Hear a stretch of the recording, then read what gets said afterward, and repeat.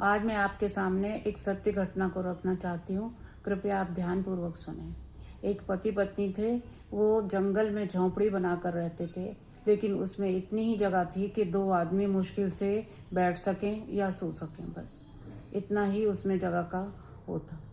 तो एक बार की बात है, वो लोग रात का समय था, बारिश बहुत तेज हो रही थी। तो 2 आदमी ने झोंपड़ी के बाहर आकर द्वार खटखटाया। तो पति ने कहा शायद कोई है।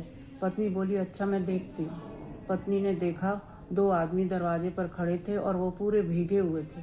उन्होंने कहा कि पत्नी बोली आप अंदर आ जाइए और बैठिए, आपको बहुत मुश्किल हो रही है, बारिश में भीगे हुए हैं। वो दोनों अंदर आए और बैठ गए। अब चारों लोग आपस में गपशप करने लगे, बातें करने लगे। इतनी देर में थोड़ा ही समय बीता होगा कि 2 लोग और आ गए। अब झोंपड़ी में बिल्कुल गुंजाइश नहीं थी, केवल बैठ के बात की जा सकती थी। अब वो पत्नी ने कहा अब कोई द्वार खटखटा रहा है, मैं खोल कर देखती हूँ कौन है। पति ने कहा हाँ देखो, ज़रूर देखो, बारिश हो रही है, कोई मुश्किल में ही होगा। तो दरवाज़ा खोला गया, 2 लोग फिर अंदर आए और अब बैठने की जगह नहीं थी। अब वो छः के 6 लोग खड़े हो गए, पत्नी पति और 4 लोग जो गेस्ट थे वो खड़े हो गए। सब खड़े होके उन्होंने रात बिताई। बारिश बहुत तेज़ हो रही थी, जा सकते नहीं थे, वहीं खड़े रहे।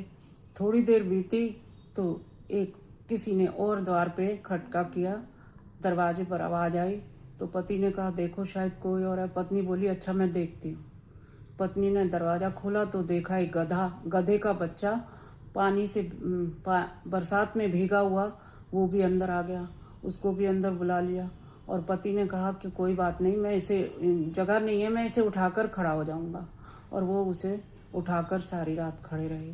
इस तरह उन 6 लोगों ने रात बिताई और बड़ी मुश्किल से टाइम पास हुआ। सब जागते रहे।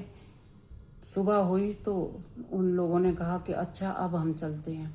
तो उन्होंने कहा नहीं, आप लोग रुको, चाय वाय पी के जाओ। अब पत्नी से कहा चाय बना दो और उन्होंने चाय बनाई। सब ने मिलकर चाय पी और वो धन्यवाद देते हुए वहाँ से चले गए गेस्ट। और उन्होंने बहुत बहुत शुक्रिया अदा किया कि आपने इतने मुश्किल टाइम में हमें थोड़ी सी जगह में भी जगह दी। तो जगह दिल में होनी चाहिए दोस्तों, जगह नहीं है ऐसा नहीं कहना चाहिए।